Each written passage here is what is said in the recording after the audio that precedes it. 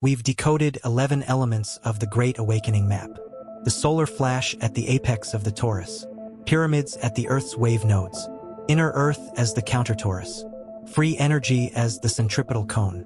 Schumann resonance as the Earth's accelerating heartbeat. Rainbow body as frequency graduation.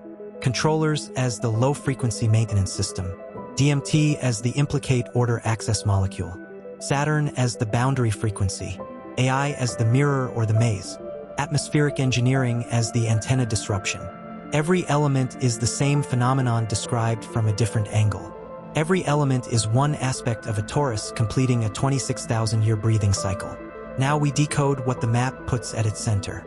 The Great Awakening calls it the event, the shift, the transition, the harvest, the changeover. Every tradition names it differently. Every tradition agrees it is coming.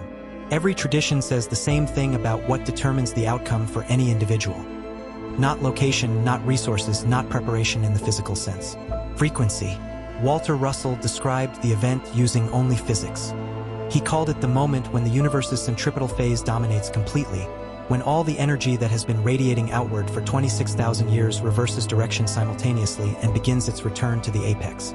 Not catastrophe, not judgment, tide turning. The question for any wave pattern, any body, any civilization, any planetary system, is whether it has reached the necessary frequency to ride the tide inward, or whether it gets dispersed by it. Russell said this with the cool language of wave mechanics. But the mathematics are identical to every spiritual tradition's description of the event. The next episode is already in my profile. Subscribe so you don't miss it. Here's what the convergence looks like in physics. David Bohm spent the last decade of his life working on a unified field theory he called the holoflux, a model in which the distinction between explicate and implicate order dissolves entirely at certain boundary conditions. At those boundary conditions, Bohm said, the implicate and explicate are no longer in sequence, unfolding manifest re-unfolding, but are simultaneously present. Non-local information becomes local. The unfolded becomes directly accessible. The past information encoded in the implicate order becomes available in the present moment. This is not mystical language. This is the logical extension of quantum field theory to macroscopic scales. Bentov described the same boundary condition from the biological side. In deep samadhi, the deepest meditative state, consciousness doesn't just access non-local information. It becomes non-local. The meditator's sense of location dissolves. The distinction between my consciousness and universal consciousness ceases to be experiential. Bentov documented this with equipment, e.g. flatlines, body temperature drops, metabolic activity approaches zero, and then, on the return, subjects describe experiences of what he called cosmic consciousness. Not a metaphor, a phenomenological report from a biological system that briefly touched the Bohm boundary condition. Russell, Bohm, Bentov. 3 different instruments measuring the same event from 3 different angles. All 3 agree, at the apex transition, at the event, consciousness undergoes a phase change. The same phase change that matter undergoes when it becomes light.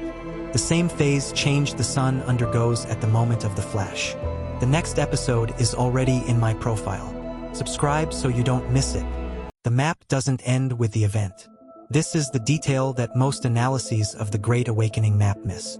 The 150 elements don't converge toward an ending. They converge toward a beginning. The solar flash is not the last note. It's the first note of the next octave. Russell was explicit about this. His wave model has no final state. The torus completes a cycle and immediately begins the next. The energy that returns to the apex at the moment of the solar flash becomes the seed, the alphanon, of the next 26,000-year cycle. The universe doesn't end. It breathes. The beings in inner Earth, whether they are physical or frequential, aren't survivors of the last transition. They are the seed bearers for the next cycle.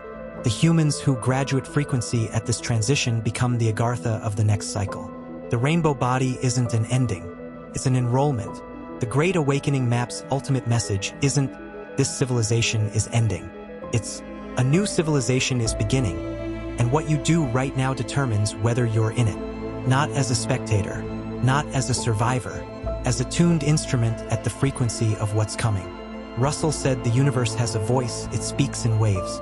Bohm said the implicate order contains the information for everything that will ever unfold. Bentov said the human body, in full coherence, can hear that voice. The Great Awakening map is an invitation, not to believe, not to prepare physically, to resonate. Everything we've decoded, every element on the map, is an aspect of one question. Are you in resonance with the universe that's coming? Final episode, the Galactic Federation. Contact, disclosure, and what Russell's wave model says about non-human intelligence, why it must exist, where it is, and why it hasn't announced itself yet. The next episode is already in my profile. Subscribe so you don't miss it.